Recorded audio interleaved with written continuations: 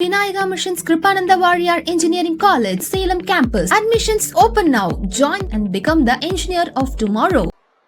மாண்புமிகு அமைச்சர்களுக்கும்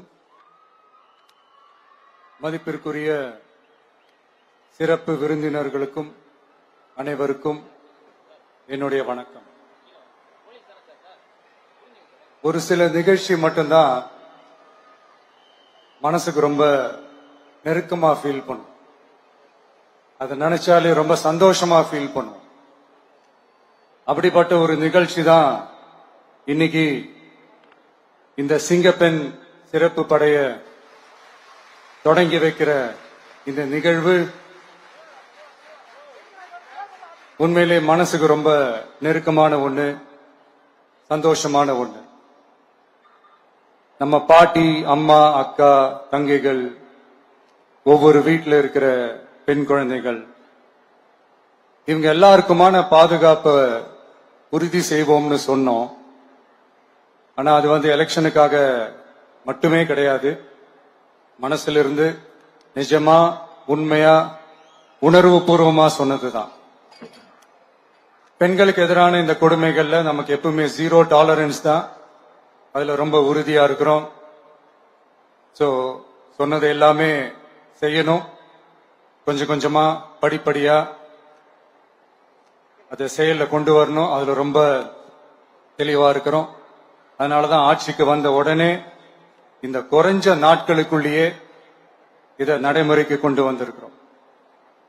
தமிழ்நாட்டில் இருக்கிற பெண்கள், பெண் குழந்தைகள் எல்லாருமே பாதுகாப்பா, தன்னம்பிக்கையோட இருக்கணும்.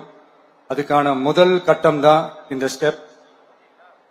இது மனசுக்கு ஒரு மன நிறைவை கொடுத்தாலும், அதே நேரத்தில் பெண்களை பத்தின சில செய்திகள்லாம் கேட்கும் போது உண்மையிலேயே மனசு பதறுது, கண்ணு கலங்குது. அது கண்ட்ரோல் பண்ணவே முடியல.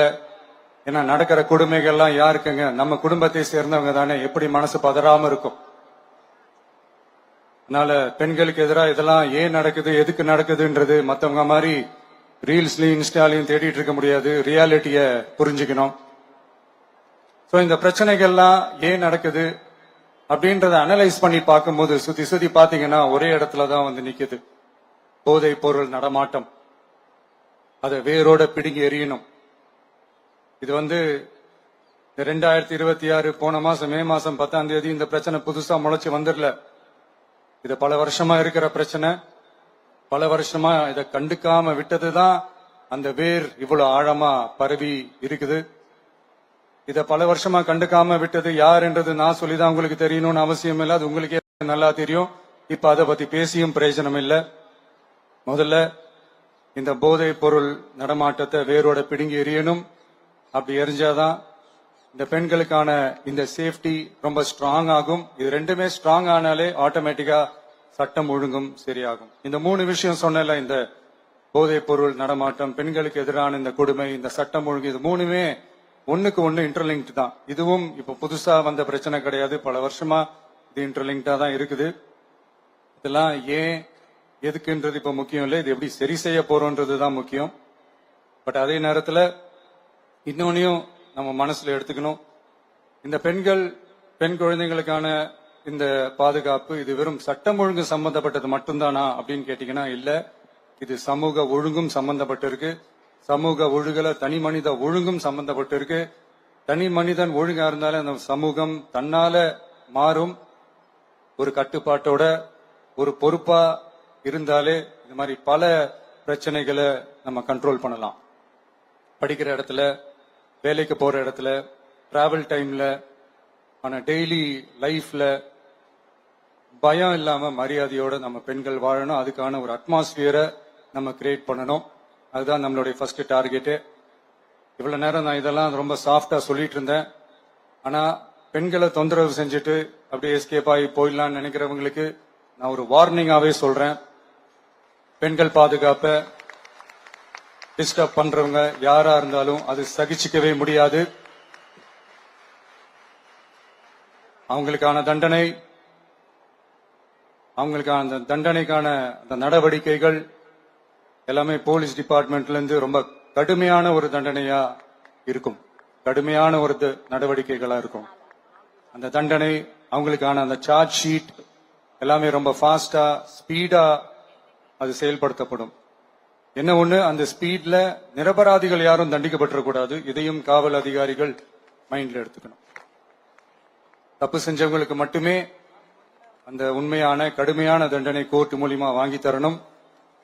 அப்பதான் அதை பார்த்து தப்பு செய்ய நினைக்கிறவங்களுக்கு கூட தப்பு செய்யக்கூடாதுன்ற அந்த ஒரு பயம் வரணும். இந்த சிங்கப்பெண் சிறப்பு படைக்காக நம் அரசு சார்பாக முதற்கட்டமாக 354 கோடிக்கு மேல நிதி ஒதுக்கப்பட இருக்கு. இந்த திட்டத்தோட இரண்டாவது கட்டமா இந்த படைக்காக மட்டுமே 2500 புதிய பணியிடங்கள் உருவாக்கப்பட உள்ளது. பெண்களோட பாதுகாப்பை ஸ்ட்ராங் பண்றதுக்காக மாடர்ன் ஃபெசிலிட்டிஸ் இருக்கிற வாகனங்களும் நவீன உபகரணங்களும் தொழில்நுட்ப சாதனங்களும் அலாட் செய்யப்பட இருக்கு. ஆல்ரெடி உமன் சேஃப்டிக்காக செயல்படுற அமைப்புகளுக்கு அடிஷனல் ஸ்ட்ரென்த் அண்ட் சப்போர்ட்டா இந்த சிங்கப்பெண் படை செயல்படுங்கிறத மீண்டும் வலியுறுத்தி சொல்ல விரும்புறேன். பெண்களுக்கு எதிரான குற்றங்கள் நடக்கிறதுக்கு முன்னாடியே அதை தடுக்கிற காவல் நடவடிக்கையில இந்த படை முக்கிய பங்கு வகிக்கும். ஃபீல்ட் ஒர்க்ஸ் அண்ட் பிரிவென்டிவ் ஆக்ஷன்ஸ்ல இந்த படை ஈடுபடுறதால அனைத்து மகளிர் காவல் நிலையங்கள் எல்லாம் வழக்கு விசாரணையிலும் குற்றவாளிகளுக்கு தண்டனை வாங்கி தர்றதிலையும் இன்னும் அதிக கவனம் செலுத்த முடியும். பெண்களை ஃபாலோ பண்றது, பாலியல் தொல்லை தர்றது, டார்கெட் பண்ணி திரும்ப திரும்ப தொந்தரவு செய்யறது, பெண்கள் கடத்தல் முயற்சி, பப்ளிக் பிளேஸ்ல அசிங்கமா நடந்துக்கிறதுக்கு பஸ்ல தொல்லை தர்றது, கூட்டத்துல பெண்களுக்கு தொல்லை தர்றதுன்னு இது மாதிரி தப்ப தடுக்கிறதுல ரொம்ப முக்கியமா இந்த சிங்கப்பெண் படை செயல்படும். பெண்களுக்கு எதிரான குற்றங்களை தடுக்க நடவடிக்கை எடுக்க இந்தியாவிலேயே முதல் முறையாக ட்ரோன் வாயிலாக பெட்ரோல் மூலை அறிமுகப்படுத்தப்படும். நம்ம வீட்டு பெண்கள் அவங்களோட ட்ரீம்ஸ் அண்ட் எக்ஸ்பெக்டேஷன்ஸ் என்ன அப்படின்றத நம்ம அரசு நல்லாவே புரிஞ்சு வச்சிருக்கு. அதை கொஞ்சம் கொஞ்சமா நாங்க செயல்படுத்துவோம். உங்களுக்கான மரியாதையும் தான், உங்களுக்கான அந்த கண்ணியமும் தான் நம்ம அரசினுடைய highest and most important priority. ஒரு கவர்மெண்டோட அந்த விஷன் அண்ட் டார்கெட் ஆனஸ்டா இருந்தாலே போதும். பிளான்ஸ் அண்ட் அட்டெம்ப்ட்ஸ் அது போற பாதை சரியா இருக்கும்னு சொல்லுவாங்க. அப்படிப்பட்ட ஒரு கவர்மெண்ட் தான் நம்மளுடைய கவர்மெண்ட், உங்களுக்கான கவர்மெண்ட். இந்த ஷார்ட் ஸ்பேன்ல இந்த சிங்கப்பெண் சிறப்பு படைய நடைமுறைக்கு கொண்டு வந்து இதுக்கு ரொம்ப கடுமையா உழைச்ச காவல்துறை அதிகாரிகளுக்கும் பணியாளர்களுக்கும் இந்த நேரத்தில் என்னுடைய பாராட்டுகளை தெரிவிச்சுக்கிறேன். இந்த நேரத்தில் என்னை பொறுத்த வரைக்கும் ஒரு கவர்மெண்டோட முதல் சக்சஸ், முழு சக்சஸ் இன்ஃப்ராஸ்ட்ரக்சரோட வளர்ச்சியிலையோ பொருளாதார வளர்ச்சியிலையோ மட்டுமே இல்லை, அந்த ஸ்டேட்டோட பெண்களும் குழந்தைகளும் மரியாதையா வாழ்றாங்களா அப்படின்றதுல தான் அந்த கவர்மெண்டோட முழு சக்சஸுமே இருக்கு. அதோட சேர்ந்ததுதான் மற்ற எல்லா வளர்ச்சியும். அதுலயும் நாங்க கவனம் ஃபுல் கான்சென்ட்ரேட் பண்ணுவோம். கான்பிடென்டா இருங்க, நல்லதே நடக்கும், வெற்றி நிச்சயம். மீண்டும் சந்திக்கும் வரை நன்றி, வணக்கம். Thank you very much, sir, for that